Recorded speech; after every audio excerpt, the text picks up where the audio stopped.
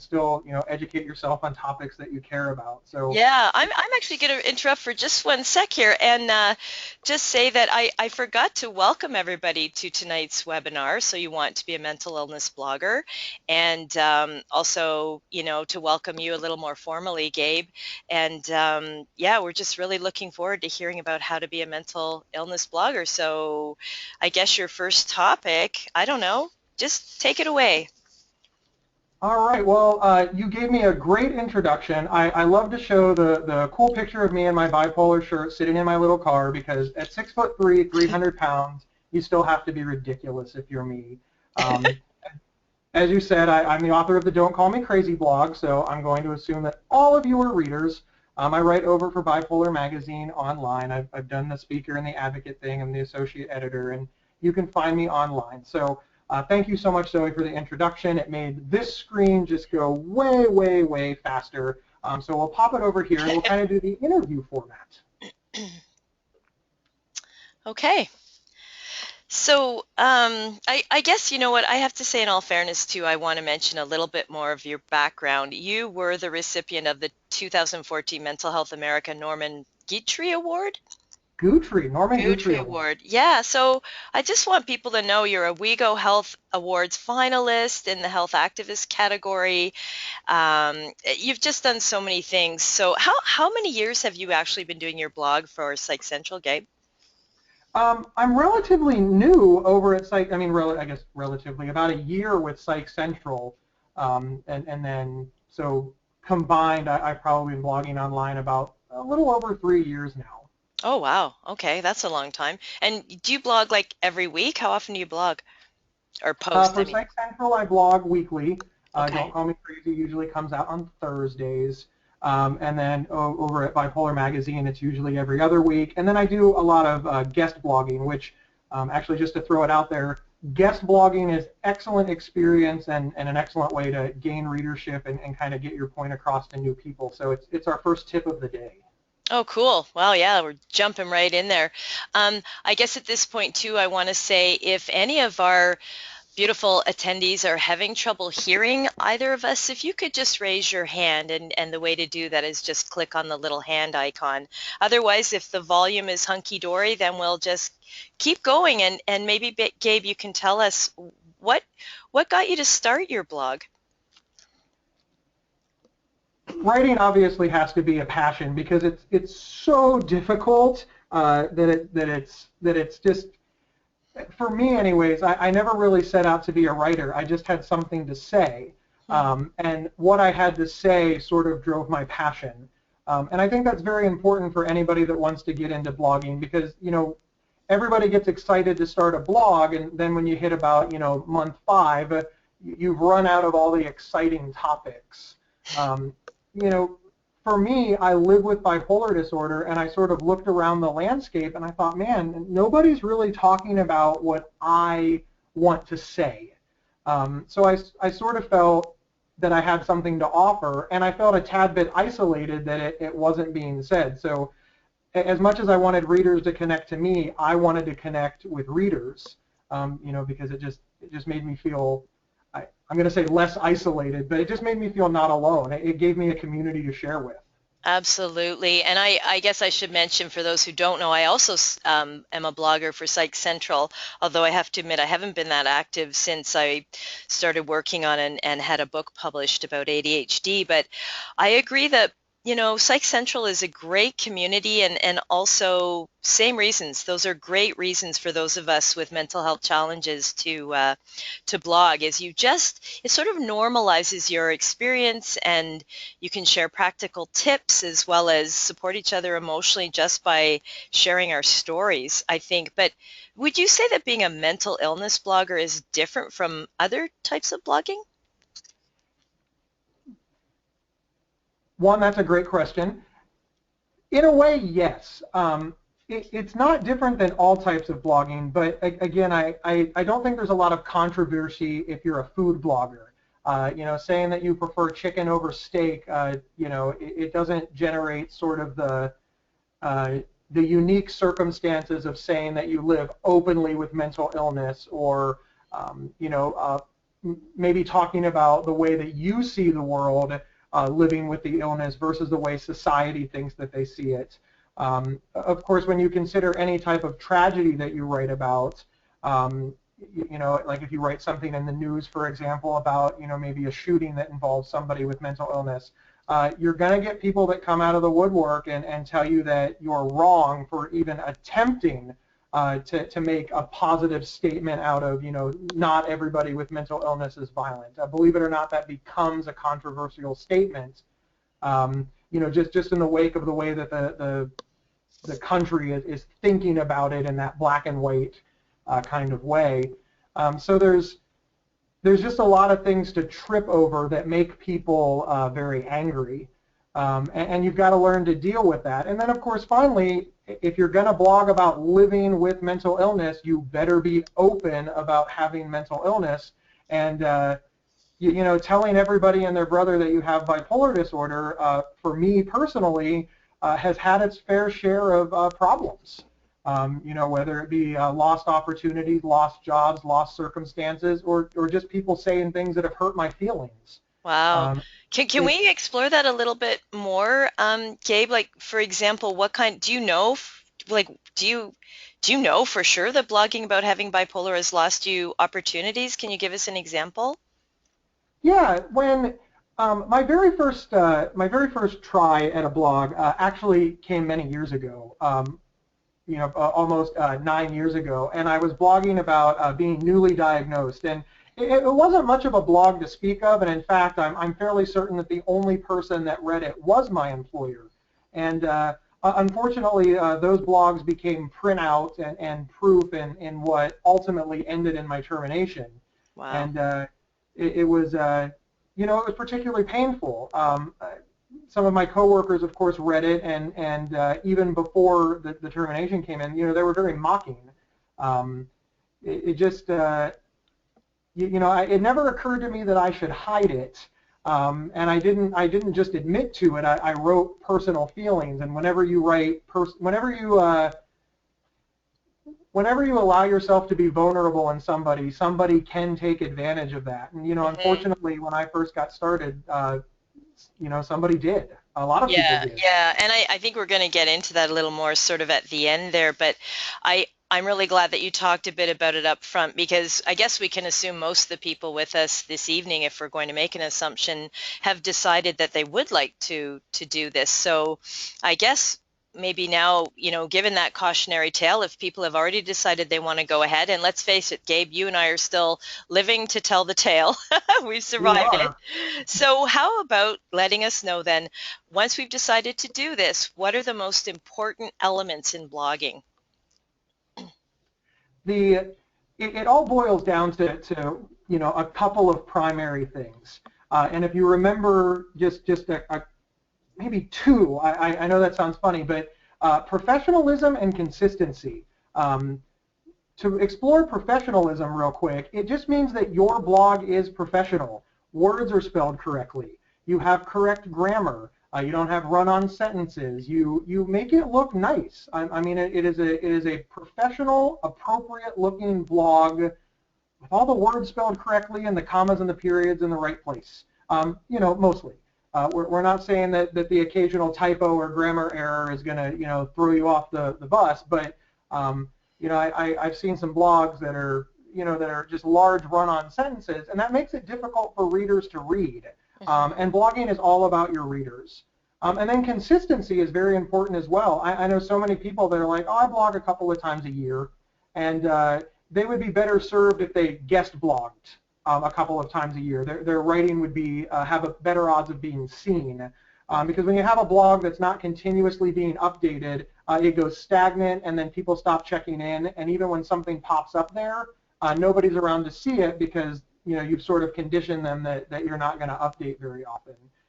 So those are really the two most vital things, believe it or not.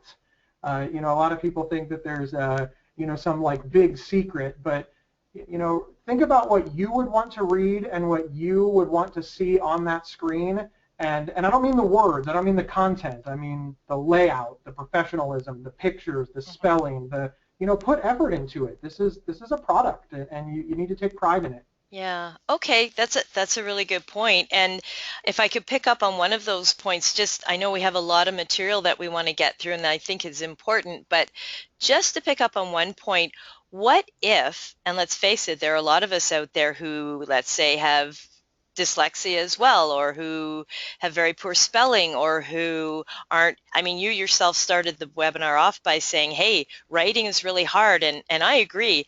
So what if you don't already have the grammar skills, the spelling skills, the writing chops? Is there anywhere you can tell people, where would you send people to get some help with that? Because a lot of bloggers don't have an editor, and that's one of the things about blogging is you're really flying by the seat of your pants a lot of the time.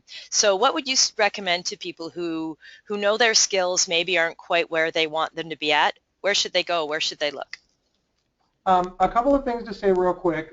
One, obviously editors are fantastic, and if you can find one, and by find one, a friend, a fellow blogger, this is all about the buddy system, especially in the beginning. But that said, there are resources. Online, I really like Grammar Girl, and I think when I say that to the uninitiated, they think that I'm joking, but if you go to YouTube and you type in Grammar Girl, you're going to see great videos that explain grammar to you. And also she has a website and she writes a blog with everything that a semicolon can do and more. And additionally, it's searchable. So if you're wondering, I wonder if a comma goes there, you can search and look. Perfect. It's also important to say at this point, listen, everybody has to start somewhere. And the goal here is to move forward. When I look at blogs that I wrote 3-4 years ago, they are not even remotely as polished as they are today because I've had 3-4 years worth of practice and experience. I mean, just like anything, I got better. So, absolutely begin. But, keep a goal of where you want to be, and where you want to be is polished and professional. And get there as quickly as you can. Google it. Take a class at, if you live in I live in a big city, so I've taken grammar classes at the community college. They're well worth it. I've read what is it, Strunks and White's book. Oh, let's not get into that. Okay, Yeah, I think we've got some. Brutal. I think it is, yeah, as a professional writer, you know what, we're not going to go into, anyway, so that's great. I think we have some really good resources, and I forgot to ask, like, okay, so I've got a blog now. How do I make it stand out? And I guess, proper grammar and spelling, unfortunately, in some ways will automatically make it stand out, but how else can you make your blog stand out once you have one? I love this question, and I'll tell you why. Because the actual truth of how to make your blog stand out is nobody knows. And I say this because there's so many people that are like, I have this idea for a blog, and I'm going to do this for my blog. And invariably, somebody will say, that's a bad idea. They don't know. I tell this story every time. Every fall, NBC, ABC, and CBS, which are the network television stations here in the United States, and they are billion-dollar companies. Half of the material that they put out for us to watch crashes and burns, and nobody cares about it. And these are people with billion-dollar budgets behind them, the best people in the industry, and they can't even figure out what we want to watch on TV better than 50-50. So to make your blog stand out, professionalism is job one. Invest a little effort into it. Go with the purchase your blog. Go with, if you're using WordPress, for example, get a theme that represents you. Branding is important. I use the words bipolar. I have me in the bipolar shirt. I play on the red hair. I use a lot of red. It matches my personality, and then the consistency of that week after week after week will hopefully draw people that are attracted to that in.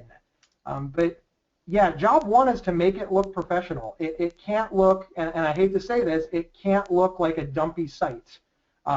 It's got to look like a polished professional site, and that really does carry the day.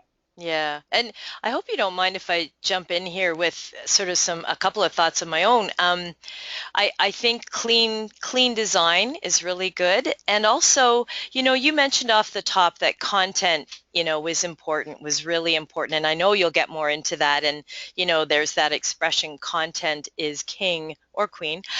So, to make your blog stand out, it occurs to me that the number one thing you can do is be yourself, right? When I look at you, Gabe, I know your blog is different than anyone else's because it's got your own personal stamp on it. And if I get hooked on somebody's blog, it's because I'm drawn to that person.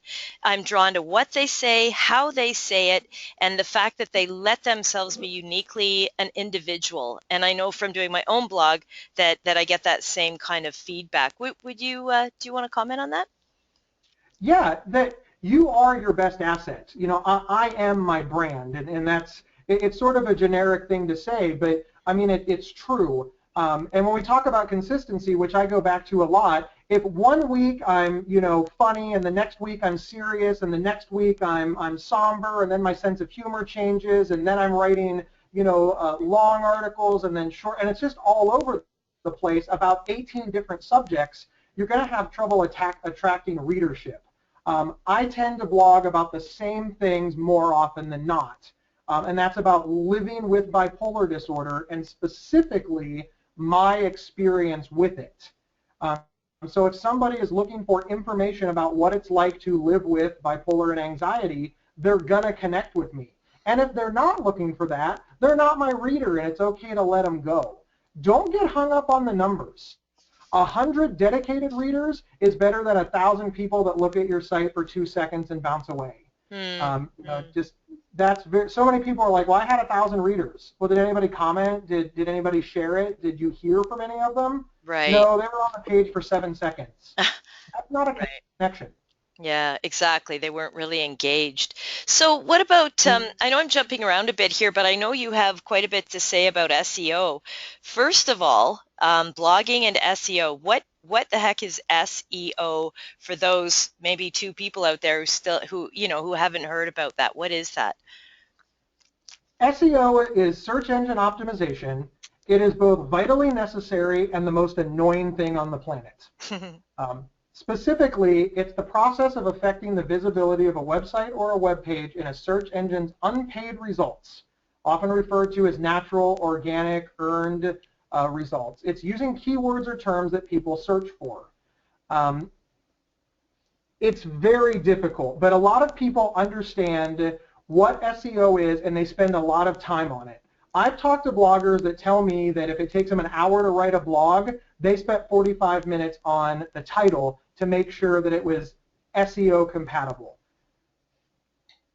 I don't want anybody to misunderstand me and hear, oh, SEO is unimportant. I'm not saying that at all. I'm just saying it's not the end-all be-all. You should pay attention to it. You should brush up on it. But, and if I teach you nothing else today, this is very important. No amount of SEO in the world will compensate for bad writing. You can have the best headline, all your SEO perfect, but if you just write bipolar disorder sucks 500 times, that's not a blog that anybody's going to connect with, read, or remember. So spend a little time on SEO, but spend a lot of time on quality writing. Have something to say. So what does that actually mean, spend a little time on SEO? Doing what? Okay, the first thing is you could do, in fact they do, they offer all kinds of guides to search engine optimization. You can pay people to do search engine optimization. PsychCentral employs people to handle our search engine optimization. So I don't want to get too in depth just because it can suck down a lot of time and it can get confusing really, really quick. And I'll be the first expert. Okay, so sorry, your voice just bounced out there. You'll be the first to what? Oh, I'm sorry. I'll be the first to admit that I'm not an SEO expert. I'm just SEO competent. Okay. And to explain that a little more, when I'm deciding on, let's say that I write a blog about my experience with bipolar disorder in the workplace. A good SEO title will be something along the lines of living with bipolar in the workplace. because it explains what it is. It has the words bipolar, and a good rule of thumb is it something that somebody will search for? Somebody might search for, what's it like to have bipolar at work, living with bipolar, or of course just searching bipolar. So those are all good SEO keywords. That's very important. A bad name would be work sucks. Work is hard when you're sick. Work is difficult with my illness. Or you know, a pie in the sky title like, you know, flowers for Algernon. What is that about? It doesn't help people find it online. So that's what you have to remember. Search engine optimization is about making your content easily searchable online. And that begins with having a headline that has the appropriate keywords, like in my case, bipolar disorder or anxiety disorder or whatever it's about, and connecting people to that content. And then beyond that, it gets real deep, you know, to the point where, you know, you can get lost in it, and you can spend a lot of money on it. So again, invest a little time, but also invest a little time in making sure your grammar is good. Okay, great. Gabe, now I also heard, just one more question about SEO really quickly, if you don't mind. I heard or read that using keywords in the content, in the actual writing of the blog is important as well, but obviously you don't want to front-end load your content with keywords, but it is important to incorporate them into the blog post itself, which will of course come naturally, but have you heard that? Is that right? Yes. Okay. One, that is correct. I want to be, I suppose it's important also to say that all of this information is correct today. Google can change their mind tomorrow. You know, 3 years ago, what worked as a search engine optimization doesn't work as well today because they're constantly changing their algorithm to make sure, we've all heard of clickbait. So they're doing their best to get rid of that. Yeah. You know, clickbait, for those that don't know, is, you know, yeah, I can't think of anything that doesn't have the word in it. But, you know, lose weight fast. And then it's an article about, you know, a vegan diet. And you're like, okay. Oh, well, Okay. I'm sorry. I'm just going to jump in. Yeah, exactly. They're really sensationalist titles, I think is what clickbait is. It just grabs your attention quickly. But what's grabbing my attention is we've got some questions coming in at this point, Gabe, so I want to share them with you. One question that's come in is, what is the best service to use for a beginner blogger? And by service, I'm going to ask the person who asked the question if they could clarify whether that's by service, do they mean a platform like WordPress, or I'm not really sure. So let's go to the second question and maybe that person can clarify. Are they talking about, I don't know what kind of service, if it's editing or if it's the protocol, the blogging protocol. Maybe you could clarify, and then we'll do the next question. What do you recommend for pitching guest blog posts to different sources? Oh, I love that question. That is a fantastic question. When somebody asks me to guest blog on my site, the number one thing that I want to know is what's in it for me. And I know that sounds funny, but when I say what's in it for me, are they willing to swap guest blogs? Meaning, do they have an up and running site, and do they want to trade off? Because that's beneficial for both of us. They save me from writing on my blog, I save them from writing on theirs, and ta-da! But if you're new, then I need a pitch that goes along with what I'm doing. I can tell you for a fact what doesn't work is when somebody sends me an email and I can tell they've never read my blog. It's a form letter. They're just cut and pasting the same thing. Hi, I write about mental illness. Can I guest blog? Thanks. I'm going to delete that. But if somebody writes me and says, hey Gabe, longtime reader, I really like your blog, and I read, you know, your article on peer support out in the community, and I really like what you had to say, but I don't completely agree with all of it.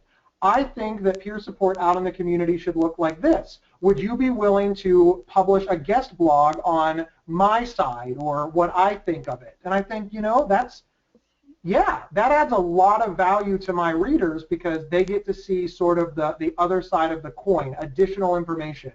If you're going to write about exactly what I write about and agree with me, I'm less likely to want to publish you because after all, that's what I write. Okay. Excellent. If I could jump in here too, I guess quickly when you're, depending on what level you're at, I find it also sometimes works. Absolutely, I agree. First of all, you need to know the other person's content, and I agree with everything you said, Gabe. That's perfect. It's also nice to do reciprocal blog posts, right? So if you're going to guest for someone, ask them to do a guest blog post for you too, and that kind of sweetens the pot a bit. And it gets some cross exposure and build each other's audiences. That's always nice too. Let me go back to the first question then. It's now been clarified. What we're asking is, what is the best platform to use for a beginning blogger? For a brand new beginner, I would stick to the free platforms, which you can Google. There's a ton of them. You can just sign up for one and go. I can't even think of all of them off the top of my head, to be honest, but there's a lot out there. If you're willing to put a little money into it, I've heard good things about Weebly, which is Weebly, I think, and Wix, Wix. They're really easy ways to build entire websites around your blog. They are limited, so the key word there is, what's the best for somebody brand new. And, I'm not promoting any of them, but if you're brand new, I would stick to the free services or the ones that are just a little bit of money, maybe a couple $100 for a year. And that's so you don't, dump a lot of money into learning to blog, solidifying your voice, making sure that you want to do it in a few months. There's certainly nothing worse than, building a website that costs, a couple of $1,000 and then deciding that you don't like it after 2 months. That's just a lot of undue pressure. Yeah.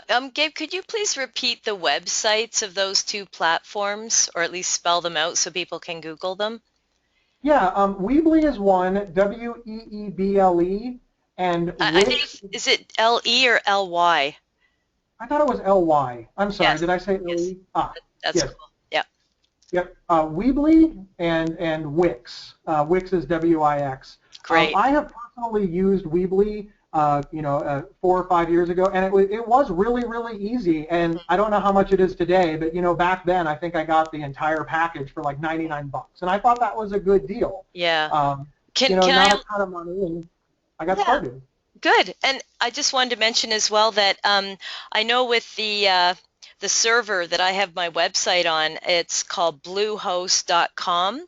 I'm not endorsing them, but I'm saying I'm very happy with them. And they have a number of free platforms that you can use if you're a beginner to start your own blog, and I think they're all great, and they have a lot of support as well. So sometimes your company, your internet service provider will also be available to help you with some of those too.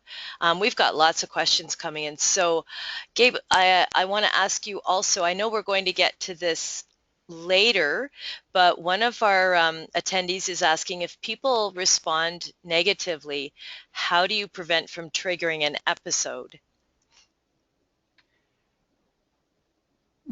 This is one of those, moments where I wish that I could look somebody in the eyes and just say the honest to God answer is you can't.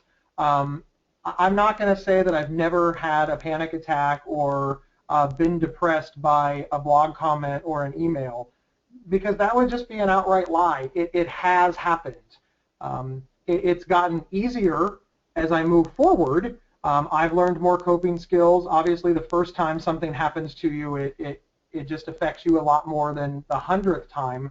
But there's no surefire way to avoid it. I can give you the have a thick skin lecture, but at the end of the day, what people do affects us. Sometimes it makes us really happy, and sometimes it doesn't. And it's just a deal you have to make with the universe. Is it worth it? So far, yes. For me, yes. And I'd have to say that just as we who struggle with mental health issues have to manage our mental health issues and have treatment and support around us for whatever that is that we're dealing with, I would suggest that, having blogged for 5 years myself on ADHD and having some incredibly negative, if not outright litigious remarks, I agree with you, Gabe. At the beginning, it can be a lot harder, and you learn as you go where your supports are, and you learn to surround the supports around you so that the next time you can respond with in a more balanced way. But I think it's really important to know who your supports are to go to and to bounce ideas off of, because the one thing that you can't do is respond or lash out in a negative way, right? You can't lose it on whoever has made that comment. And so that's where editors or professional friends or other bloggers or your family, you know what I mean? Would you agree with that, Gabe? Oh yeah, there's absolutely safety in numbers, and I think we all understand that. I mean, just no matter what you're doing, creating any type of art is an expression of yourself, and you are putting that out there, and you are putting that out there for comments. So you need to expect comments, and we do it. I do it because I want good comments. That energizes me. But I've invited people to the party, and I don't censor what people can say, mostly. I should put a giant asterisk up there for that. And sometimes people say, dude, you're an idiot. And sometimes they say much, much worse. But yeah, run it by a trusted friend. Obviously, the horrible stuff, delete. Have a blog policy. If somebody actually says, Gabe, you're an idiot, that never sees the light of day, and I consider the source, and that doesn't bother me too much. But there's going to be things that are on the line. Bipolar disorder isn't real, it's just the way people think. Well, yeah, I don't know. It's not inflammatory. I think it's wrong, but now what do I do? And that's a personal thing that I struggle with all the time. Bipolar disorder is the way that I think. It definitely impacts it, but it's still real. So as long as they're professional about it, I let people post that, and I let a responsible and respectful conversation ensue. If anybody asks me, hey, it's my blog, you're wrong. But, start your own blog and do that. But as long as they're nice about it, I allow it, because dissension is okay. I can't learn if I don't let people disagree. Yes, and I think there's a common sort of understanding out there amongst bloggers and certainly editors of blog sites that ad hominem attacks are absolutely verboten. So in other words, if someone attacks you personally, it's just not a legit comment. What we're trying to do is engage people in conversation. It's not a battle that we're looking for. And in response to what you're talking about, Gabe, one of our attendees said, I'll just read the comments. It's important to be emotionally stable, to write emotional blog, to help free people from emotion. Be like water. I'm not quite sure what that means, but it sounds beautiful. Here's another question. Have you ever had difficulty with, I think you mentioned this earlier, but maybe they missed it.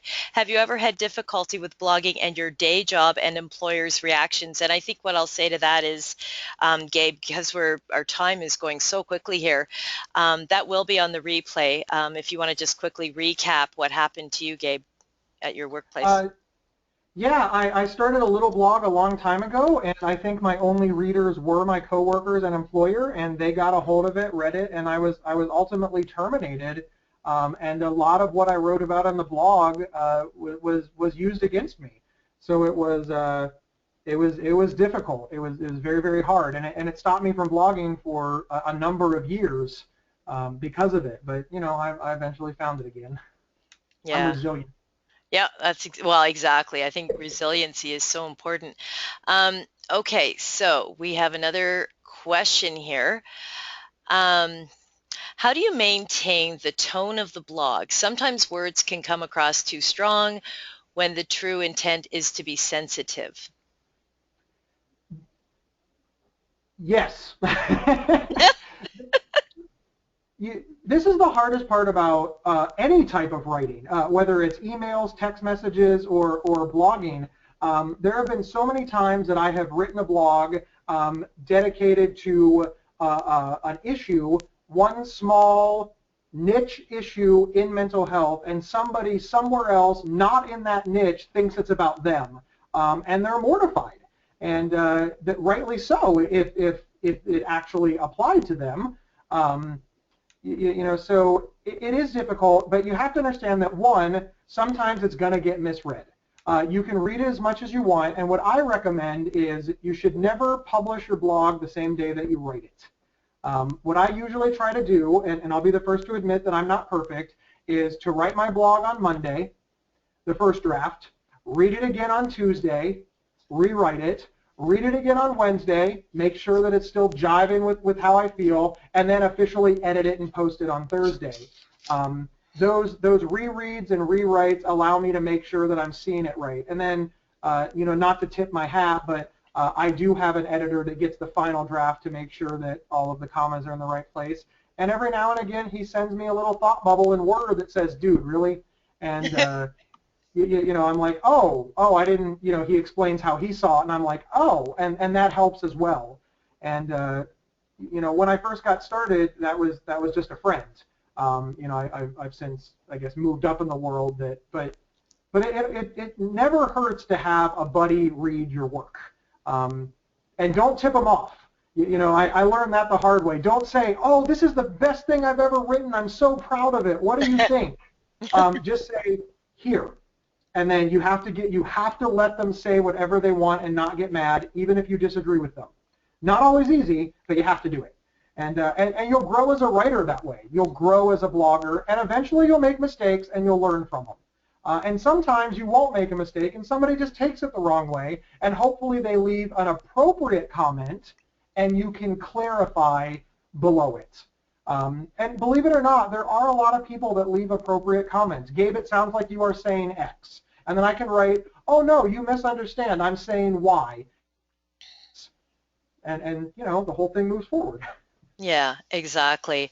And also just a note on comments, since we're talking about them, I've found over the years that the comments section is just a gold mine for new topics, because you get to know what your audience is thinking about, and sometimes they've got some great insights or resources or things that you hadn't heard of, and it may be something that you yourself will want to explore and expand on. And it's just, I mean, comments, we're talking about the negative ones because they're hard to handle, but they can be a real wonderful gold mine of ideas and so on. So we've got someone, Gabe, is asking, how do I get started? And when you get started, how often should you post weekly? So I guess the first part is, how do I get started? The first thing that you need to do to get started is, of course, get a blogging platform. And you can Google blogging. You should probably just Google blogging platforms. You can Google free blogging services, and just pick one.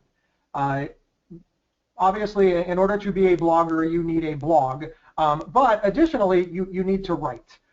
So maybe before you actually invest in the platform, whether setting it up, making it look pretty, or spending the money, write a few blogs.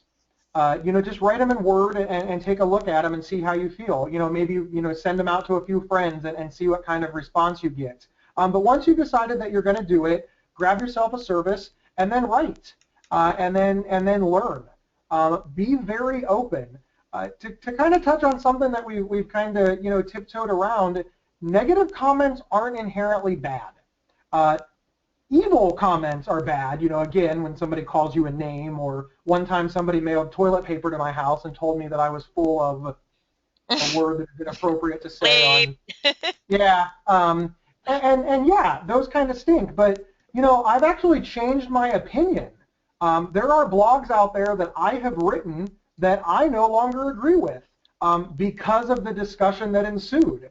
They had a way of looking at it that I did not think of when I wrote the original blog. So you're absolutely right. Don't be afraid of negative comments. I have a saying that I tell everybody. It is, disagreement does not equal disrespect.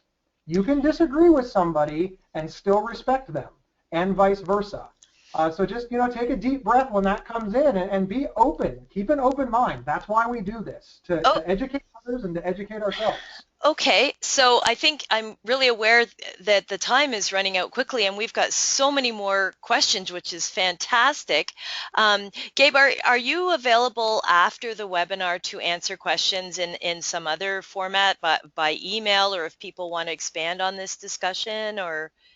I'm not trying Yes. to put you on the spot, but we have so many Oh, other topics people want to cover. Okay, well, we'll share that later then.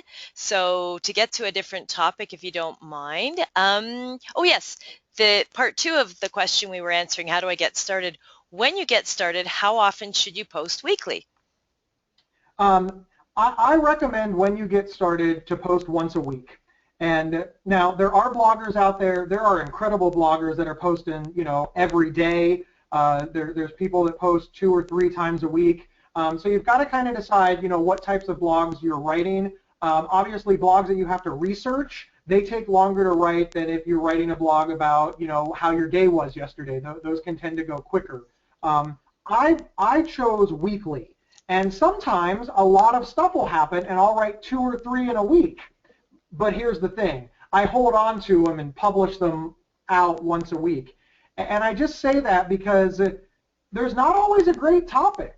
There's not always something in the news. There's not always something going on. Sometimes I have a whole bunch of topics I want to write about, and sometimes I'm dry. So I really like weekly.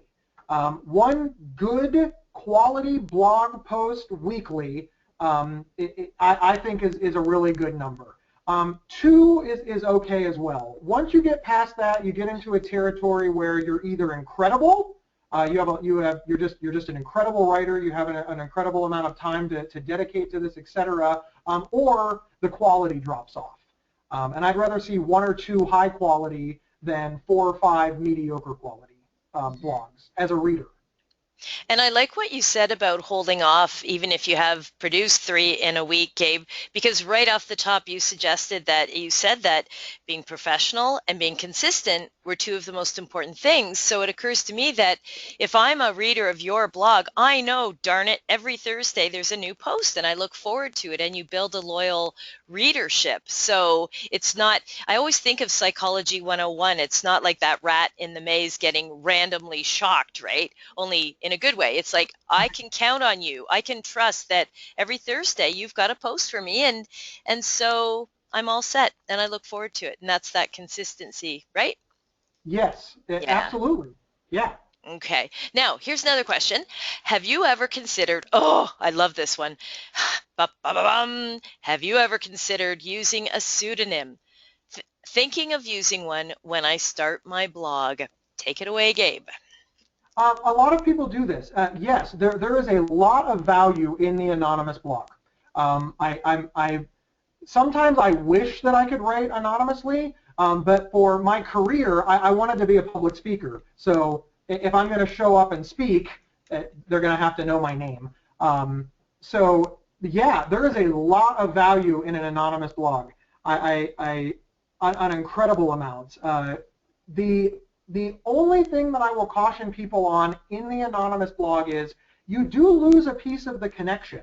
One of the things that people really like about my blog is, they connect with me. They connect with me on social media. They see pictures of me doing silly things. They see pictures of me doing stuff with my wife. They get interaction outside of the blog with some of the connections to the thing that I do in my personal time. And obviously, if you're anonymous, you're not going to be able to include, a headshot or pictures or, if we go back a little bit, this is my favorite picture. There's the picture of my wife and I holding the sign for World Bipolar Day. Obviously, if I was anonymous, that picture couldn't exist.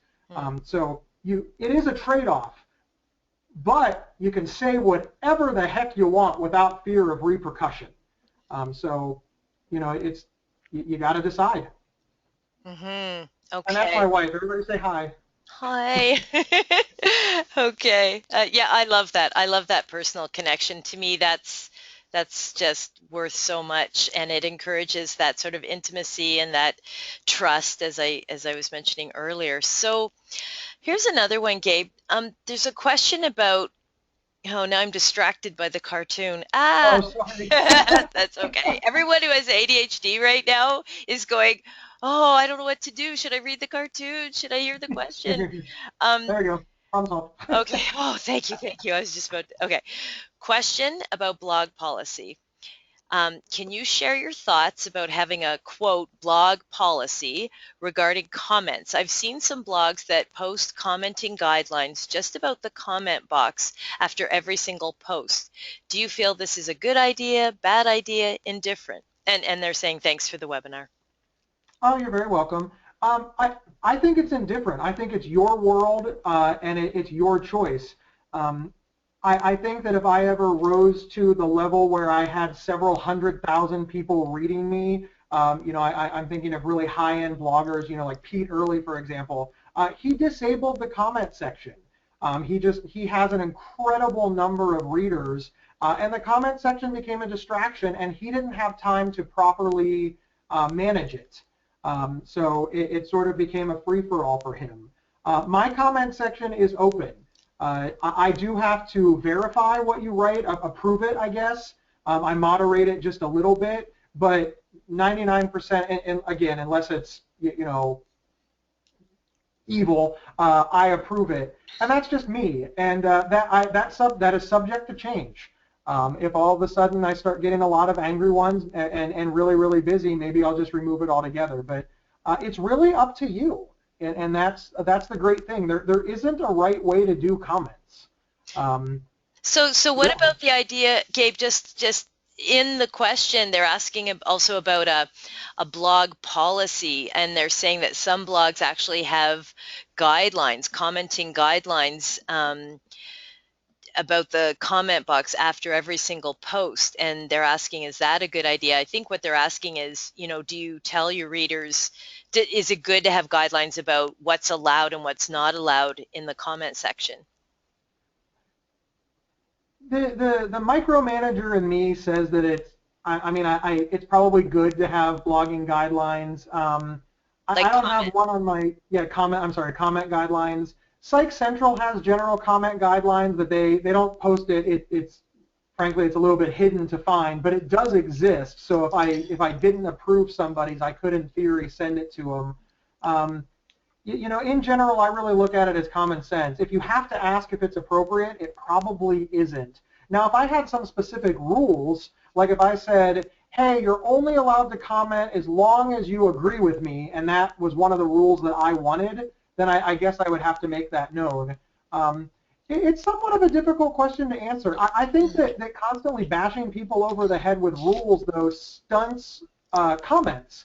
And I want people to speak freely, again, within the standards of a civilized society. And I think that's more common sense than anything else. But it's probably not a bad idea to have one, if for no other reason than if somebody breaks it, you can say, haha, I wrote it down.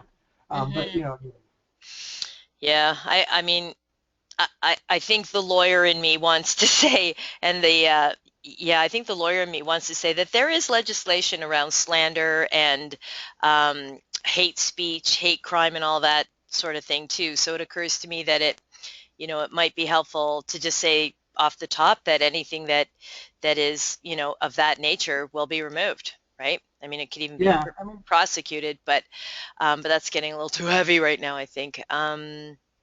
Okay. I guess the one thing that to really touch back a little bit, I believe in moderated comments. No comment that is left on any of my blogs sees the light of day unless Gabe Howard approves it. So I am the master of my domain. You leave a comment, and if I like it, I publish it for all to see. And if it is, if it is offensive or rude or I guess self-serving. I mean, if it's just a website that you're trying to link, I might remove it, spam. But so yeah, if somebody writes something offensive, I'm the only one that sees it, and I delete it, and they realize that they're not going to get a rise out of me, and they tend to move on. So that's a nice thing too. Okay, here's the $1 million question, literally. How do you make money blogging? No, I guess we don't literally make $1 million, do we, Gabe? How do you make money blogging?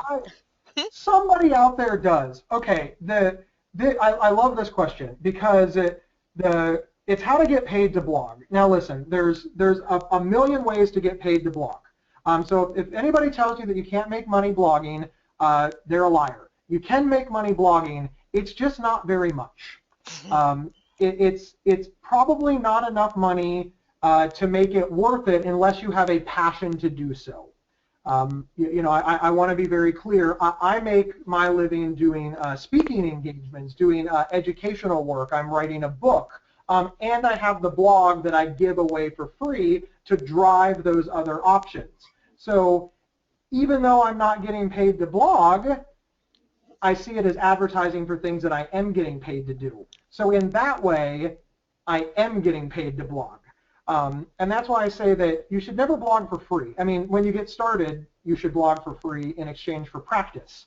But it doesn't have to blog for money. So you should always get something out of it, whether it be exposure that is legitimate.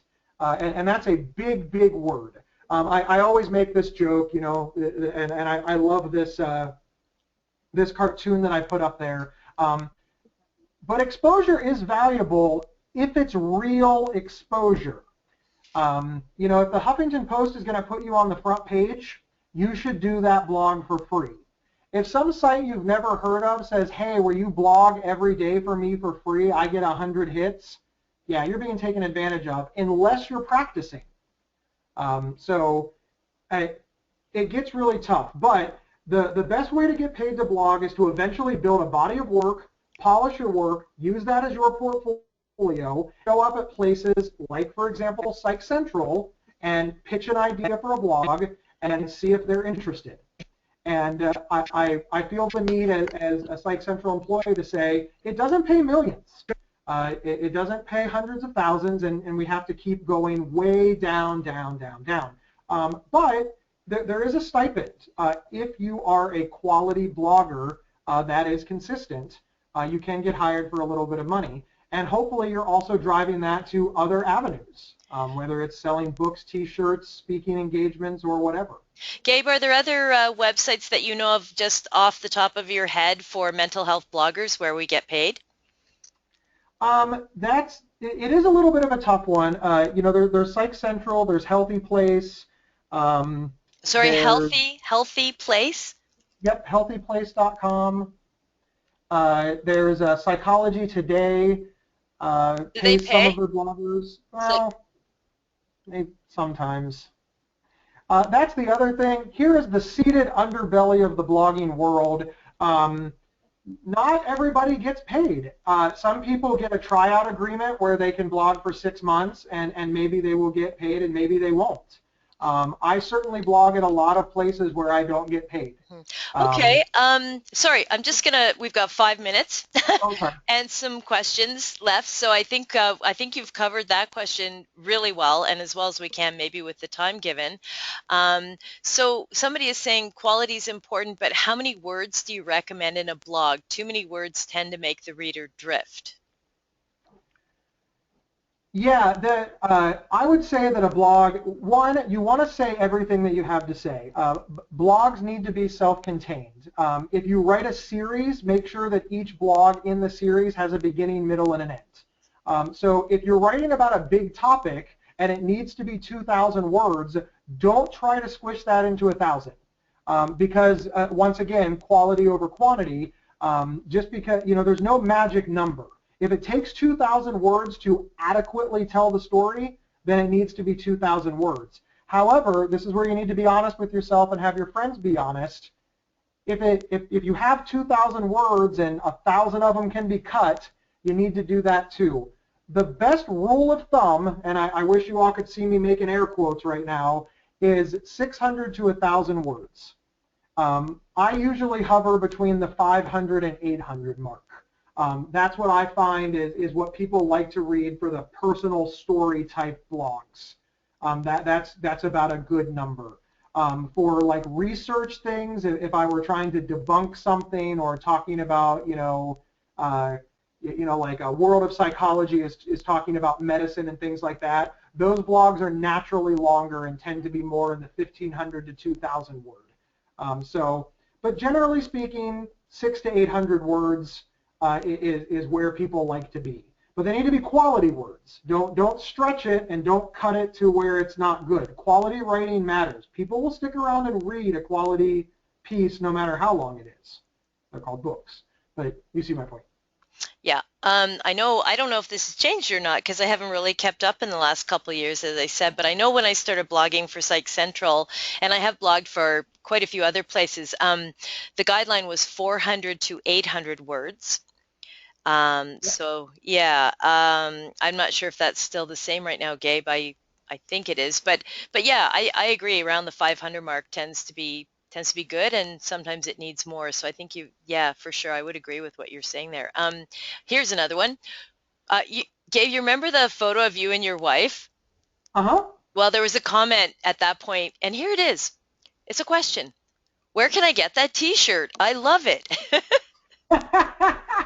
Awesome. See, this is how blogs make money. If you go to gabehoward.com/merchandise, or you just go to gabehoward.com and click on Buy Gabe Shirt, you will be able to purchase that shirt and have it delivered straight to your house for, depending on your size, I think it's $15. And it will ship straight to you. And everybody should buy one because you're right, it's a fantastic shirt. Way to go, Gabe. I didn't I had no idea that was coming at us. I didn't know you had like merch. That's Yeah, I got fantastic. You got merch. I love it. Okay. Okay, let's see. More questions. We've only got like a couple of minutes, people. So if you have a last minute question, please by all means send it in now. Have we covered just about everything? Yes. Okay, so we do only have a minute. So Gabe, where is this where people can contact you then if they have further questions about this topic? Yes, I bopped it up on purpose. My email is gabe@gabehoward.com, and please email me. And I do want to warn everybody on the call, sometimes it takes me a few days to get to emails, and I tend to, if you send me 5 emails in one day, I tend to try to avoid you. Give me some time. I really do try to answer all the email that ask me specific questions. Because I know that when I was getting started, I would email people and I wouldn't hear back, and it kind of bummed me out. So, but sometimes it does take a few days. I get a decent amount of email. But yeah, gabe@gabehoward.com, and also friend me on Facebook, follow me on Twitter, do all of that stuff, because folks that interact with me on Facebook, they really do. It's possible to get a lot out of me if I know you on Facebook. Just because we sort of have a relationship and a banter at that point. I see you sharing my stuff. It gives me an opportunity to look at what you do. And when people that really have shown a lot of interest in what I do ask me for favors, I try to give those folks preferential treatment. So it's not a pitch to join my Facebook page. I don't get paid by Facebook, but an email out of the blue is not worth as much as you're my buddy. Yeah. Okay. All right. Well, it is about that time, Gabe. So I guess, wow, I cannot believe how fast that went. I guess, first of all, I want to remind everybody that the replay of tonight's webinar will be posted at PsychCentral's YouTube channel. And of course, if you weren't madly writing down all Gabe's important information there with his Twitter handle and his email, you can go back to the replay and just, pause it and write all that stuff down, because I'm sure we'll want to follow up with him. So look at the YouTube channel. This webinar and many, many others on different mental health topics will be there.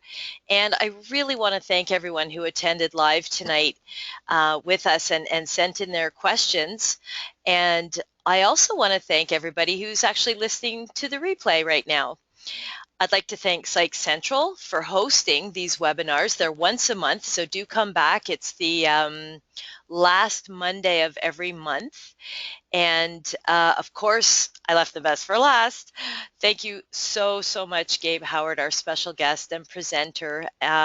You were wonderful, and I think this could have easily been a 4-hour session.